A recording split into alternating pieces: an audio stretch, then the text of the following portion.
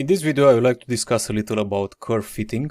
So curve fitting, it's when you are trying to adjust your strategy too much to follow all the market moves and catch all the moves that you see in the market.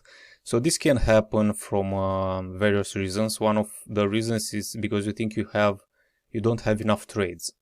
So you can look at this, you're on a daily chart, and you can make a calculation and you think, okay, I do not have enough trades, I need more trades because I want to make $1 million until the end of the year or something like that.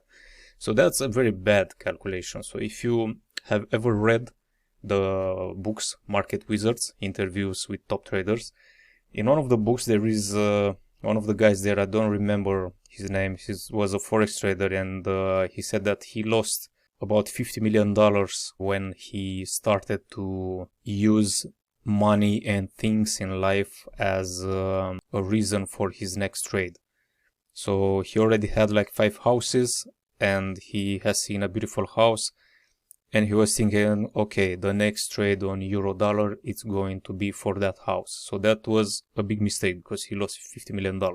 And there are a lot of psychological reasons why it's not a good idea to do this, like to not become too greedy with the markets. So if your strategy just gives you the trades that you see in backtesting and those trades are profitable and you have a good thing there that works, just leave it as it is, do a few modifications to it and see if you can improve it, but you need to put a lot of work into that. You need to put all the work. So for example, if I choose to backtest from the beginning of 2018, so let's say if I choose to backtest this market, S&P, from here to here, so you see there are 3 years of data. It's not that much, honestly, but it's enough to see if you have something with your strategy. So there are 3 years of data, and let's say to this REX indicator I go and I modify this from 14 to 15, and that's it. That's the only modification that I do. Well, you need to go back to the beginning and backtest again every trade,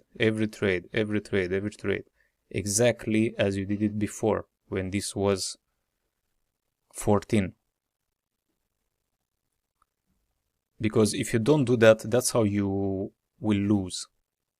When you go in day-to-day trading,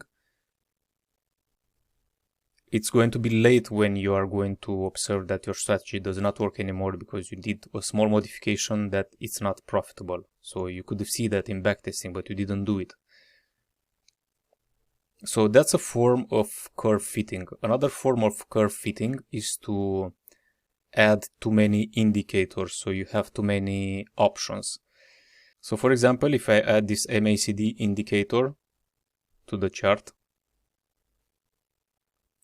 you can already see that this indicator has a lot of elements around here. It has 2 lines and a histogram, it's called. But let's say I take out those lines, I only leave the histogram, and I change the inputs to 5, 25, 5, for example.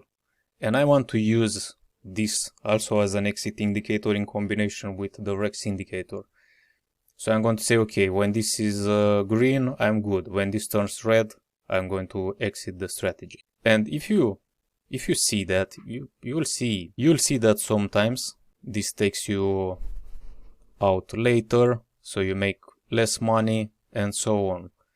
So this is called curve fitting. So if you add another indicator on top of this, all those 3 in combination, they are going to take you even later. So you can arrive in such a place that you go in at this price and it takes you out at the same price, so you make 0 money. Or who knows, with too many indicators, and if you start to add lines on the chart and you see, I don't know, other strategies you find on YouTube, maybe it will take you out on a loss, and you just do that several times and you lost a lot of money, and now it's very difficult to recover those money, and you are also hurt because you're hurt mentally because you lost those money. So it's very important to avoid curve fitting, like to avoid to squeeze every move from the market. Like if you go in here and you go out here and you made money, that's enough. Just find another asset. Maybe you'll find that asset that will give you less trades than the S&P markets. Maybe the S&P markets will give you the best trades, and other markets with a small modification, so you don't put two indicators, but you find out after a few rounds of backtesting back and forward, maybe you find out that moving a few points onto this indicator or making this 2020 or 1010, maybe you find out that in a market like the United Kingdom index or Dow Jones, maybe you find out that in those markets it's going to take you out faster. So you maybe find out that this configuration here, it gives you some profits, but if you modify a little this exit indicator, it improves the profits a little because that market moves differently. So you need to understand that the markets move differently. But don't try to squeeze everything. Just make it profitable. Just observe. Like you go in here, it takes you out here. That's good. That's great. So essentially the conclusion is that curve fitting is when you're trying to get the best entry and the best exit on a market. That's curve fitting. So you're going to do all those indicators and strategies in such a way that they are going to take you in and out of the market, and when you draw a line you see that you didn't make any profits or you lost a lot of money. That's why simple is better. So that's why simplicity is the best way in trading. Just use two indicators. Maybe you find another oscillator for your entries. I do not recommend that, but if you have a lot of free time and you like to backtest, who knows, maybe you'll find it. There are 10,000 indicators in the internet right now. I'm sure that there are 100 indicators in those 10,000 that are better than what you see here on the screen. I'm sure because I know people who trade with indicators like that. They never told me what those indicators are, but I know they are there, and if you have the free time and the will, you can find them if you put in the work, because you need to backtest every which one of them. Otherwise, if you don't have that time, if you don't want to do it, just use this, backtest this on all the assets that you want, and I can promise you, you will find profitability. See you in the next video.